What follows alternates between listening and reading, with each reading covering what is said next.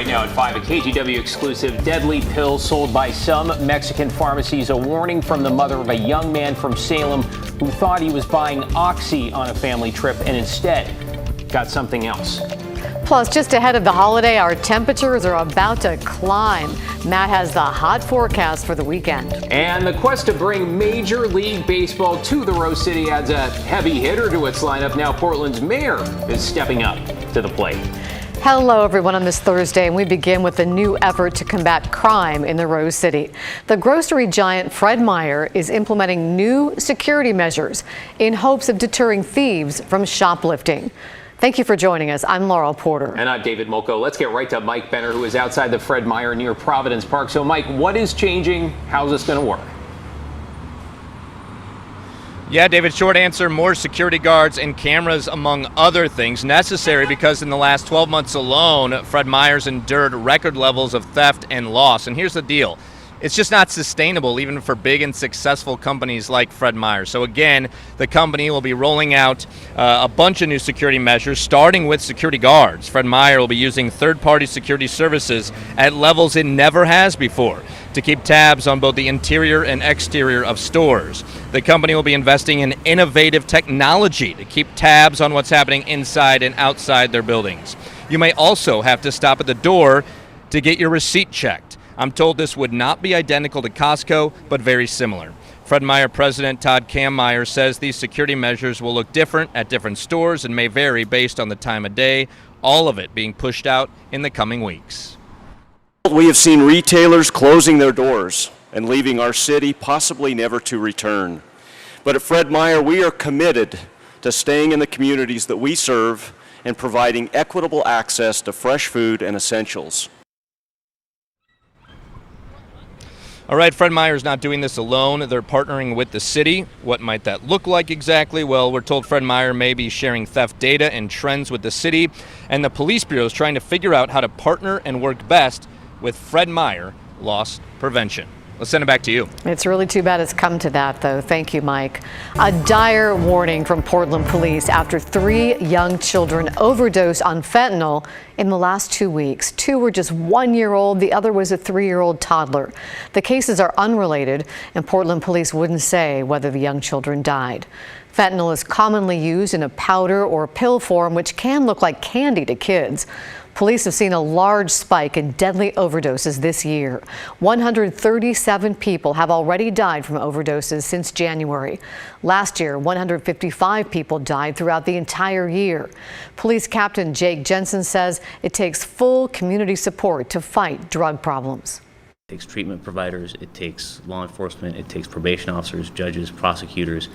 It takes the whole community, just people in the community, to work together to solve this. Jensen says Measure 110, which removed criminal penalties for low-level drug possession charges, has made police officers' jobs more challenging. But he says House Bill 2645, which would make possession of 1 to 5 grams of fentanyl a misdemeanor, is a step in the right direction. It was like falling backwards, like when I first found him. But this time it was anger. I felt like my son had been murdered. A mother's anguish over the death of her son, a young adult from West Salem who walked into a pharmacy in Mexico during a family vacation and less than 2 days later died from fentanyl. This evening, a KGW exclusive as we hear from a family that says it feels like it has to warn the world about the dangers of counterfeit prescription pills bought from a place they thought they could trust with the hope they can spur change and save lives. Here is Tristan's story. Oh, my boy, he was so full of life. He loved life. And he lived life to the fullest. Heather Sheese is heartbroken over the loss of her 22-year-old son, Tristan. This is the last photo of you guys as a family. And this is Tristan in the green hair? Yeah, and the hat with the big smile. A big smile and a bright future as he trained to become a nurse, then a firefighter. He loved making people happy. He loved helping people. I mean, the sky was the limit for my son. Last Thanksgiving, the West Salem family celebrated life with a cruise. I've been traveling to Mexico for years. 7 days on the Norwegian Bliss, down and back Mexico's Pacific coast. So it was just really nice. Everybody was excited. Their final port on the Baja Peninsula, the city of Ensenada. My son walked into a Mexican pharmacy and asked for oxycodone. Tristan, Heather says, had been diagnosed with severe ADHD. And though he didn't like to talk about it, he'd been struggling with his mental health. He was a young kid making a really bad choice that day. Well, he's a young adult. What do you do? What do you do as a parent? You know, he said to me, he said, Mom, he said, a couple of oxy aren't going to kill me. The next day, the family flew home to Oregon. The following morning, Heather went to her son's bedroom and found Tristan dead. I miss everything about him. Salem police say they found fentanyl test strips similar to these on his nightstand, along with 19 pills. But it seems like then he was very aware that fentanyl was out there. Yeah. He was terrified of fentanyl. Police could not confirm whether Tristan tested the pill or pills that killed him. The blue pills. The blue pills. Fentanyl. So when you finally got the report, the final report confirming fentanyl as the cause of death. Anger, because, you know, I felt like my son had been murdered.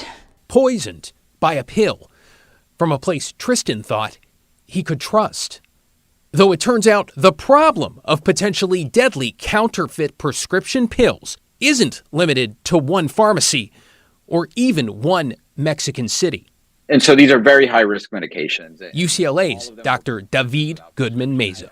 For pharmacies to be selling counterfeit products, that is very surprising to me. In a UCLA study published in February, researchers sent shoppers to buy a total of 45 pills without a prescription from 40 tourist-oriented pharmacies across 4 cities in northern Mexico. The team then used both infrared light and testing strips to identify the substances inside and found 20 out of 45, that's nearly half, were counterfeit. For example, 82% of single tablets sold as Adderall contained meth, and 30% of pills sold as oxycodone contained fentanyl. You talk about having so much trust in a pharmacy.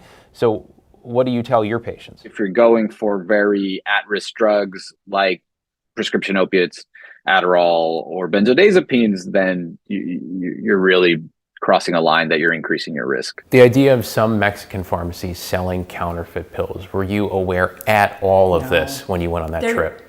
I can guarantee you 110% my son would not have walked into that pharmacy. Some 4 months after Tristan's death, after the UCLA study and an LA Times investigation with similar findings, the U.S. State Department issued a travel advisory. Exercise caution when purchasing medication in Mexico, it read in part. The Drug Enforcement Administration reports counterfeit prescription pills are sold by criminals on both sides of the border. And these pills may contain deadly doses of fentanyl. They're targeting Americans. They're targeting anybody that will buy it. I need to know that another family is not going to go through what we went through. And one of the many questions Heather has, did the cruise line have a duty to warn them of the life-threatening dangers of some Mexican pharmacies selling counterfeit pills? So would you say the law is clear in this area? I would not. Maritime lawyer Douglas Williams, who used to defend cruise companies, says he's never heard of a case quite like this. With legal precedent based around families who've sued cruise lines for negligence, he says, still a gray area. It's a case-by-case basis, and it's going to turn on How much knowledge did the cruise line have actual knowledge of this particular harm in this particular place? Have you ever seen a case where there's been a proactive warning from a cruise line? I guess the short answer is no. Did you get any kind of heads up or warning from the cruise line No. about anything in Mexico? No. Anything? No, just in writing. Put it in writing. In an email to Heather this May, Norwegian Cruise Line's senior manager of guest experience said the company planned to make changes. Quote, "Our team will update our current safety messaging to our guests to ensure they are aware of the issues with purchasing non-regulated medication from pharmacies in foreign ports." 3 emails from KGW to Norwegian, along with a voicemail asking for clarification on exactly what form those warnings would take and when they'd be implemented, were not returned. I miss his hugs. I miss his positive, uplifting attitude. A lot of memories. Yeah, a lot of memories. He did a lot in his lifetime. And for a young man whose motto was find happiness and bring it to others, Nothing feels complete without him, you know? Like, a lifetime, it's just his mother says, hard. was not nearly long enough. Yes, he made the choice that day to walk in. Yes. And he made a stupid choice. But he did not deserve to die. A group of blackbirds gracing her right arm. This is our family. And this is my son, Tristan Flyingway. Tristan's final journal entry on her left. For unconditional love and for always telling me the truth. Reminders to Heather, 7 months on, This is my son's urn. of her son's enduring spirit and the raw truth of a life cut short. An immeasurable loss she now hopes will save others. Some days I tell myself that my son,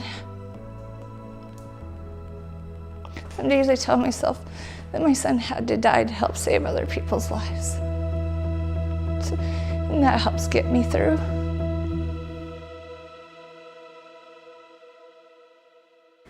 And that helps get her through. When it comes to the investigation into Tristan's death, Salem police have closed their case. They say they've notified the DEA, which declined to confirm whether it is investigating, directing questions about the pharmacies to authorities in Mexico. Meanwhile, hundreds of extended family and friends plan to gather Friday in Salem to celebrate Tristan's life. In Heather's words, above all, she doesn't want her son to be forgotten. She wants to continue to do great things in Tristan's name. I am sure that anybody who watched that story will remember Tristan. If we can save one my life, that goodness. counts. And thank you, Heather, for your courage, for speaking up. Oh, the immeasurable pain, I can't imagine, but mother's love just came through. Thank you, Heather, and we will remember Tristan.